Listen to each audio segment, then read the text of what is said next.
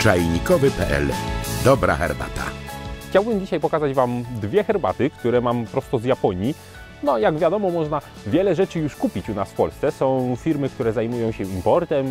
Właściwie większość herbat jest dostępnych, nawet jakichś takich rzadszych. Ale jeżeli dobrze się rozejrzeć, to można w Japonii znaleźć rzeczy, które jeszcze do nas nie dotarły. Nikt ich nie ściąga, nie ma jeszcze popytu, zapotrzebowania, jeszcze po prostu ich nie znamy. I takie dwie właśnie przy okazji paczuszki z Japonii sprowadziłem sobie do Polski. Mam nadzieję, że Was to zainteresuje i zachęcę Was do szperania za ciekawostkami w internecie.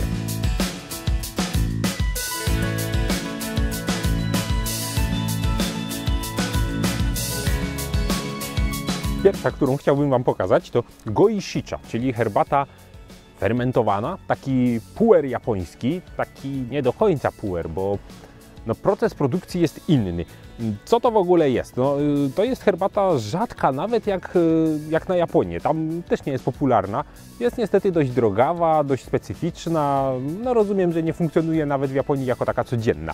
Jest to herbata, która ma bardzo ciemne, zbite liście. Jak się nawet rozejrzycie wokoło, dość podobne. Widać tutaj wszystkie nerwy, nerw główny, te wszystkie żyłki na liściach jest po prostu sprasowane, bardzo ciemne. W sumie nawet nie do końca przypomina herbatę, i bardzo dziwnie pachnie. Ma taki bardzo specyficzny, charakterystyczny zapach. Jak to się robi? Jak to powstaje? To jest herbata, którą po zbiorze się paruje, tak jak to normalnie w Japonii zielone herbaty. Później, kiedy jest taka cieplutka, świeżo sparowana, układa się warstwowo, przyciska się matą i nadaje tę formę, jak sądzę. Później jest przekładana do dzbana i w tym dzbanie zostaje przyciśnięta przez jakiś kamień, obciążnik, i fermentuje. Mnie to przypomina kiszenie, zwłaszcza, że znalazłem porównania, że ta herbata przypomina nieco herbatę produkowaną w Birmie, a w Birmie się herbatę kisi i je, jak sałatkę, po prostu zupełnie jak nasza kiszona kapusta. Porównuje się ją też do puera, czyli w Chinach jednak robi się to inaczej, tam herbata ta nie przechodzi kiszenia, tak czy inaczej jest to taka fermentacja beztlenowa, tak znalazłem takie określenie. Więc po prostu fermentowana zielona herbata japońska. Co zyskujemy? Ano to, że jak wyciągamy z tego dzbana, to mamy taką płachtę. To się tnie na takie małe kawałki, niby to prostokątne, kwadratowe i stąd jest ta nazwa, ponieważ te kawałki przypominają jakoś Japończykom kamienie do gry w Go. Pewnie widzieliście tę słynną grę, mają takie pionki z kamyczków i mnie to akurat nie przypomina tych pionków, ale im przypominało, stąd właśnie Goi Shicha odnosi się do kamieni do gry w Go. To jest jakby, to słowo powstało stąd. I smak, bardzo specyficzny. Ta herbata jest słodko-kwaśna i to dosłownie słodko-kwaśna, bo to nie jest tak, że ona ma gdzieś jakąś taką słodką nutkę, gdzieś tam kwaśną, tylko ona naprawdę jest słodka i kwaśna jednocześnie, jak sos słodko-kwaśny. I ma nutę śliwek. Mi to przypomina śliwki, takie suszone, nie do końca świeże, nawet bardziej takie jakieś sfermentowane śliwki, jakieś śliwkowe wino. Bardzo jest to intensywne. Naprawdę nie spodziewajcie się, że to jest gdzieś jakaś taka nutka w tle. To jest główny, bardzo mocny smak tej herbaty. Będziecie w szoku. Bardzo dziwna. Trzeba przekonać się do tego smaku. Jest to taka typowa japońska nuta, można by powiedzieć. Druga nietypowa i mało znana herbata z Japonii, którą mam, to w ogóle nie jest herbata. Nazywa się kombucha i pewnie już słyszeliście to słowo, a słyszeliście na pewno, bo wiem, że jest popularny już u nas w kraju grzybek herbaciany. Może jeszcze nie w postaci właśnie grzybka herbacianego i własnej hodowli, ale są już napoje właśnie bazujące na kombucha. I my to z tym kojarzymy, że jest to po prostu czarna herbata, na której hodowano grzyba herbacianego i powstaje z tego taki fajny napój. Tymczasem w Japonii znają rzeczywiście taką grzybową herbatę, tylko u nich się to po prostu nazywa herbata grzybowa, czarna herbata grzybowa, chociaż oni mówią czerwona herbata grzybowa, więc to tam mają tę chińską nomenklaturę. To jest dla nich, czarna herbata jest dla nich czerwoną herbatą. Tak czy inaczej, nie chodzi im o to. Kombucha w Japonii oznacza herbatę, w przenośni herbatę, zrobioną z glona kombu. To jest popularny bardzo glon.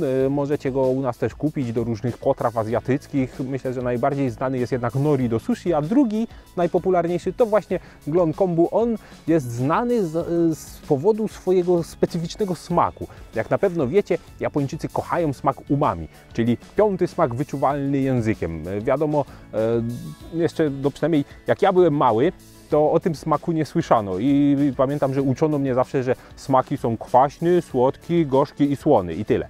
Tymczasem jest 5. smak i uczeni tego dowiedli. To nie jest taki wymysł Japończyków, tylko naprawdę stwierdzono na języku receptory odpowiedzialne za wyłapywanie tego 5. smaku, więc umami jest oficjalnie 5. smakiem i Japończycy go kochają. I oni właśnie go odkryli w tym sensie, że wyodrębnili go właśnie z tych glonów i no, nazwali to istotą smaku. Wszędzie by tego dodawali. Jest to smak, który przypomina taki mięsny rosół troszeczkę. Generalnie my to najbardziej kojarzymy z kostkami rosołowymi u nas, tymczasem w Japonii właśnie z tym glonem.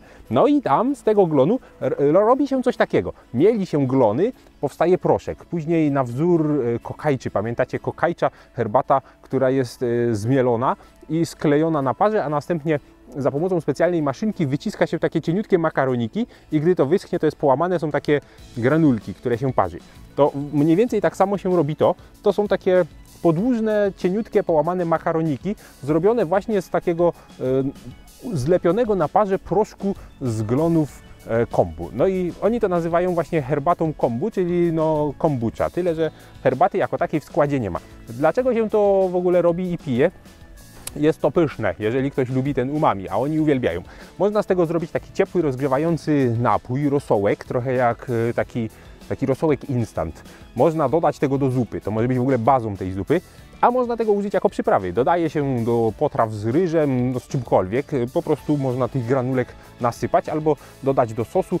Oni mówią, że to jest taki sekretny składnik każdej potrawy, że jeśli ktoś zrobi coś pysznego, to tam ma ten swój tajemny składnik i to jest właśnie kombucha. No ale powszechnie jest to też po prostu pijane, jako taki rozgrzewający rosołek.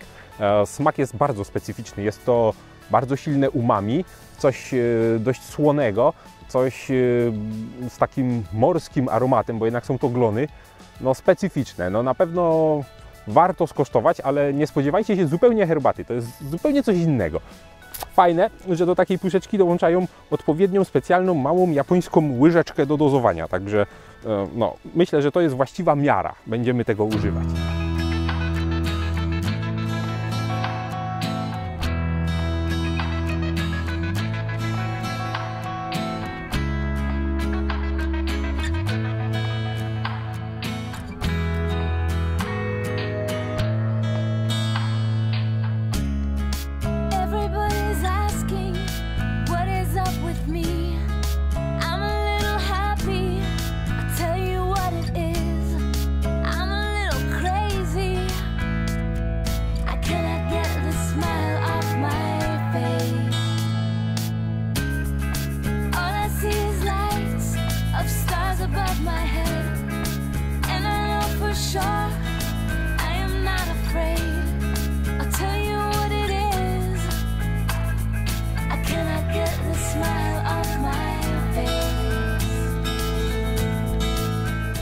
Napary przygotowane. Spójrzcie, jak wygląda kombucha.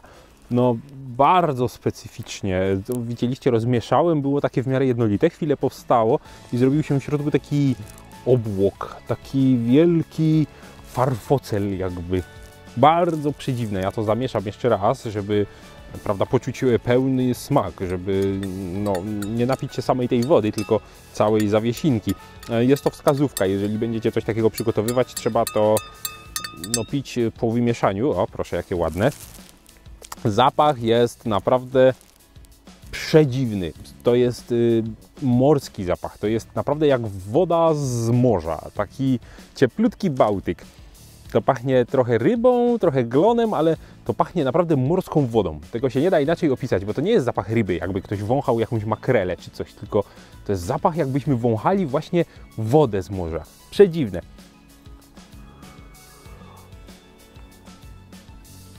No i smak umami. To jest po prostu 100% umami. Rosołek. Bardzo intensywny, bardzo charakterystyczny. Coś słony, ale nie jest to po prostu takie jakby posolona woda. To jest no umami. No tak jakby trudno komuś wytłumaczyć, co znaczy, że coś jest słone, prawda? Albo słodkie. Tak samo trudno wytłumaczyć, co znaczy, że coś jest umami. To jest właśnie 100% umami. I ma do tego taką morską nutkę. Ja mógłbym to pijać w charakterze takiego, wiecie, rozgrzewającego po jakimś zimnym spacerze, napoju, taki rosołek się kojarzy z takim, wiecie, ciepełkiem. Jest to fajne, tylko w kategorii herbaty to w ogóle nie istnieje. To nie jest herbata w ogóle. To nie przypomina herbaty niczym. Ani wyglądem, smakiem, totalnie coś innego. To jest kuchnia, to jest po prostu do potraw. To można popić tym obiad, można dodać tego do obiadu. Myślę, że poeksperymentuję. W każdym razie jako napój też funkcjonuje, jako takie kombucha japońskie. Myślę, że ma jakieś zastosowania. Bardzo dziwne. Tymczasem drugi nasz specyfik będzie jeszcze dziwniejszy.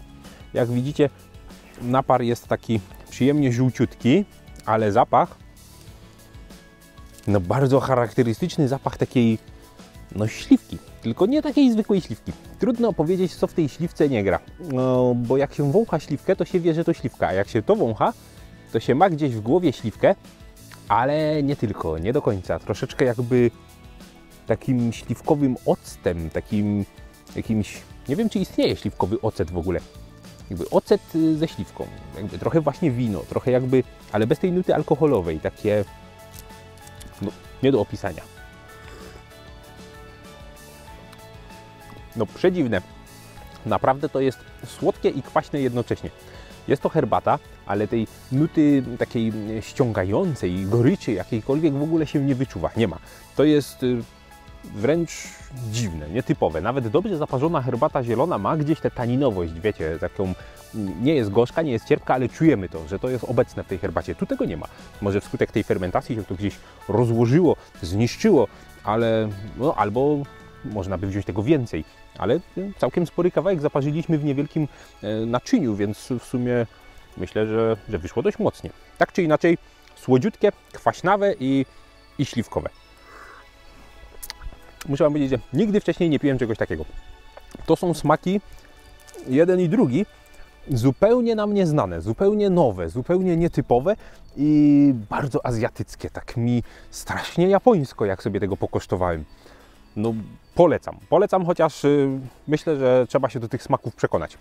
Ciekaw jestem, czy Wy sprowadzaliście coś ciekawego z Japonii, czy zderzyliście się gdzieś z tą bardzo wschodnią kuchnią, która jest dla nas nietypowa, bo wiadomo, na przykład sushi znamy, no i w sumie nie dziwi nas ten smak, ale ten smak to jest coś całkiem nowego. Czy Wy też mieliście taką sytuację? Czy udało Wam się jakąś ciekawą herbatę ściągnąć z Japonii? Piszcie, jesteśmy bardzo ciekawi i do zobaczenia na czajnikowy.pl.